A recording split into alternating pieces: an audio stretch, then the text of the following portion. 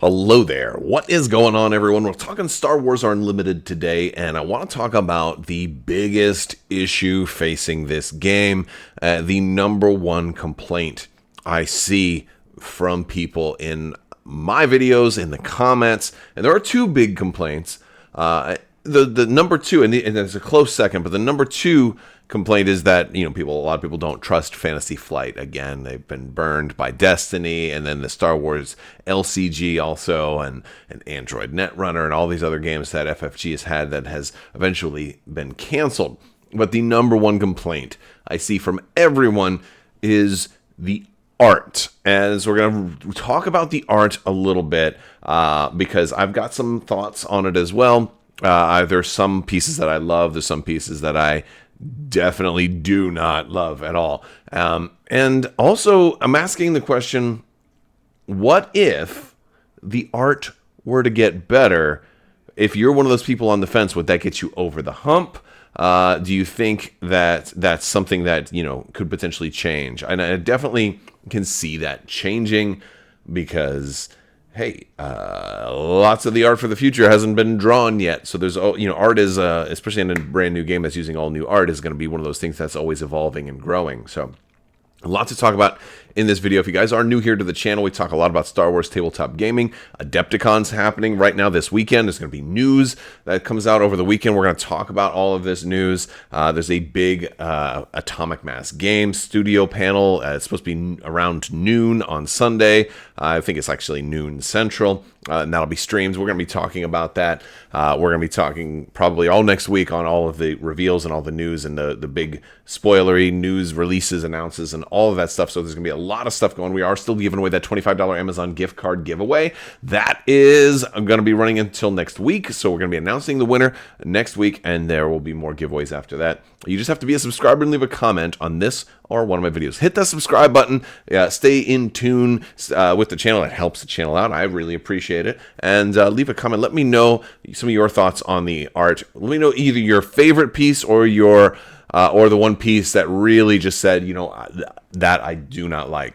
I want to get some good feedback to see if, because I wonder how many of you will agree with me, because I'm going to show you some of mine that I'm not a big fan of. So let's talk about this. Now,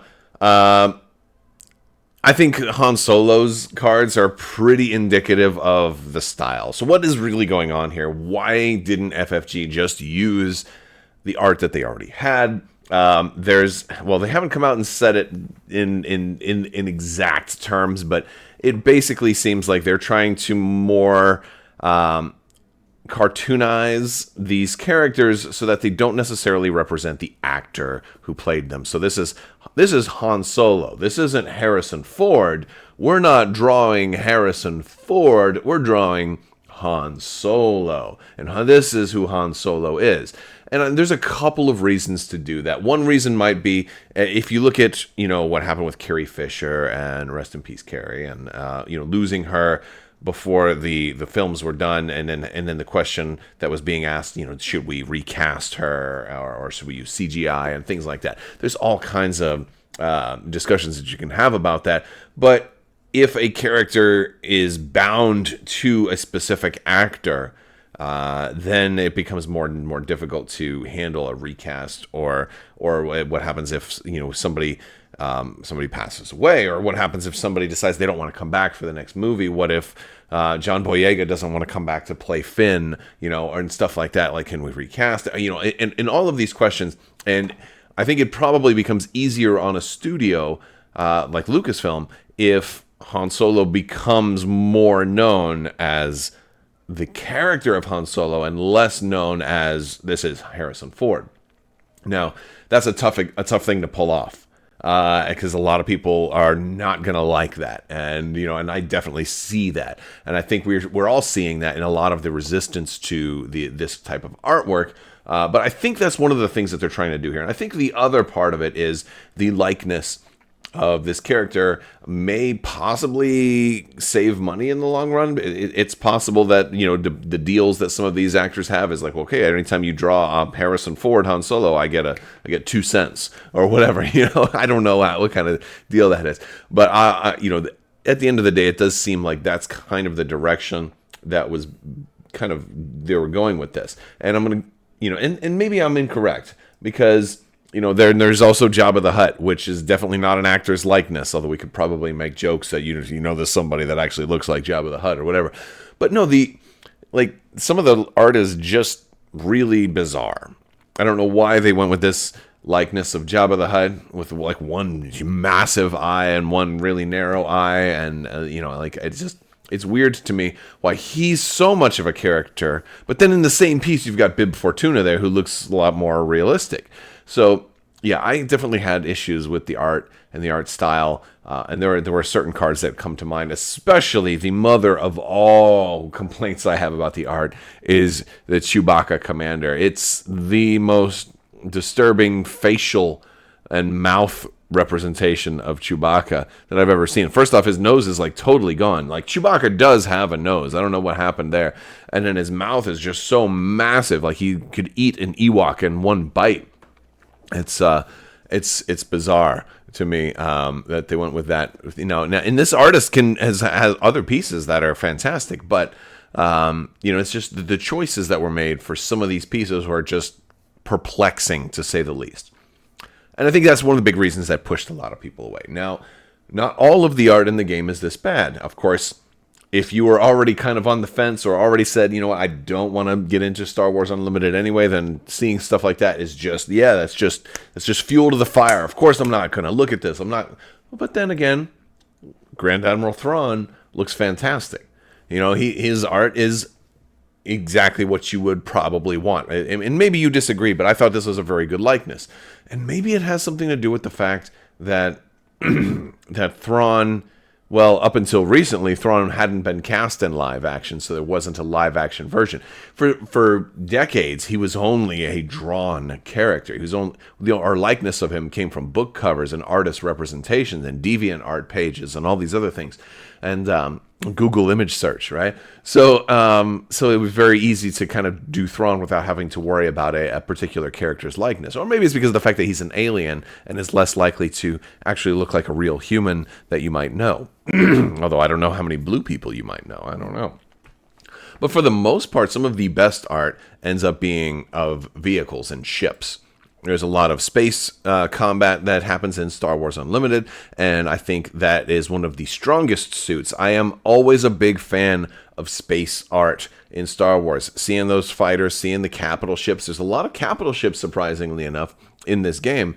And so it kind of hits on that inner Armada player for me, seeing all the Star Destroyers that are drawn really well. Like, none of the X-Wings and Y-Wings, although there is one TIE fighter that has a very poorly drawn wing that's a little oversized, but you were getting a lot of, for the most part, we're getting really, really well drawn, well done space cards that have beautiful artwork, and we're also getting some stuff that's a little bit, I don't want to say Legends or EU, but a little bit of Legends or EU, right? Like, we're getting things like, the gunboat, for example, the Star Wing, just stuff like this is really cool to see it, new artwork be commissioned for this in a new game, when it seemed like for a long time, Lucasfilm was like, no, don't do any Legends stuff. Only do like the latest stuff. Only do stuff from like Star Wars Rebels and beyond. Don't do anything, from the books or anything older or whatever. And we're getting so much more of this type of stuff with the art. And so this is actually a really cool thing that Star Wars Unlimited is doing with art. So I say all of that to say that we've seen a preview of the new set. Set 2 is going to be coming out, Shadows of the Galaxy, and we have some idea of some of the art directions that they may be going for Set 2, because at Gamma, Game Genic has their, or Game Genic. I always say Genic like it's a genie, like, oh, mecha like a high, mecha hiney ho. I don't know if you, let me know if you get that reference down in the comments. Game Genic, I think, is actually how it's pronounced. But no, we get some really great looking artwork in here, and we can see stuff from the sleeves and from some of the boxes and playmats and stuff like that. There's going to be a Rancor in Shadows of the Galaxy, which is going to be Set 2. We don't really have a whole lot of information on this one just yet, but I'm interested. I'm interested for sure. They've definitely got my attention, especially with this. I mean, oh my goodness, this is incredible looking. This is really nice looking. So could this be a new art direction for Star Wars Unlimited? Are they going to be kicking things up a notch? And maybe have they been listening to feedback from players like you who've said, hey, not a big fan of some of this art. Maybe that's the thing that's holding some people back from getting into the game. It's a very interesting thing. And not all of it is quite to that level. It does look like we're going to be focusing on getting some sequel trilogy characters in, and also Mandalorian characters in the next set. And so that's, and frankly, I don't care if you're not a big fan of the movies or the sequel movies or whatever, like just getting different characters in the game. You don't have to like the movie to at least play the game. And for those of you who have played the game, I'd love to hear your thoughts, because I've seen a lot of feedback, a lot of mixed results on the game. I think the people who are turned off from the game, whether it because it's from FFG or because it's a CCG in general, and those can be kind of dangerous. They can be a pit, as you get into. A lot of people I talk to used to play Magic the Gathering and don't anymore. And I can understand why, for sure. But at the same time, there's also a lot of people who don't like the art or didn't like FFG. And there's different things that are keeping them off. But those people are usually pretty not supportive of this game, for sure. But on the other hand, the people that I do see who have played it, typically, more often than not, seem to say that they've really enjoyed it. It is a simple rule set with, pretty good complexity, and I think it's a pretty solid game. I've had a lot of fun playing it so far, and I'm looking forward to a couple more sets coming out. I think they said by set 3, the Twin Suns multiplayer format will have evolved to the point where they'll have 80 card decks, and that's why I think by set 3, I think the game will really come into its own. But I think it's off to a strong start. But I just hope that the art doesn't end up kind of shooting themselves in the foot with it. So far as product, the game seems to be launching and doing very well. There has been they put out statements saying that this has blown past even their best expectations, and then they still planned for it to do better than they were expecting. But so that, like, in some places are running out of supply. They are releasing more supply of stuff, but they don't have an infinite supply. So they're kind of staggering the releases of the remaining starter set boxes. And so that's pretty cool. I've opened a couple of boxes. I've got a lot of cards. I think I'm kind of at a point where I'm good, and maybe I could get singles to get like the 1 or 2 more cards that I need. But it's all right. It's a fun time, and I really hope the art picks up in future sets, and I hope it continues to impress. Especially let me go back though, because really, frankly, like stuff like this is just phenomenal and breathtaking. And I'm curious if this is going to be like a Darksaber like equipment card, or if this is going to be like the showcase Mandalorian, right? I have so many speculations, and we'll do. Let me know if you want to see me talk about some theory craft on things that we could do with this game in the future. I think that could be a fun thing to do. So, let's keep it going. All right, guys, that's going to do it for today's video. Stay tuned for Adepticon news, X-Wing, Armada, Legion, maybe some Shatterpoint, maybe even Marvel Crisis Protocol news. I know some people have been asking me about MCP. I don't talk about MCP that much anymore. I'm not opposed to it. It's just not really one of my focuses. But if there's some big news, I definitely will probably talk about that. All right, that's going to do it for today's video. I want to thank you all so much for watching. Big thanks to my patrons. You guys are out of this world. Thank you so much for continuing to support the channel. I will talk to you later. May the Force be with you. Live long and prosper. Be excellent to each other. Party on, dudes, and always wash your socks.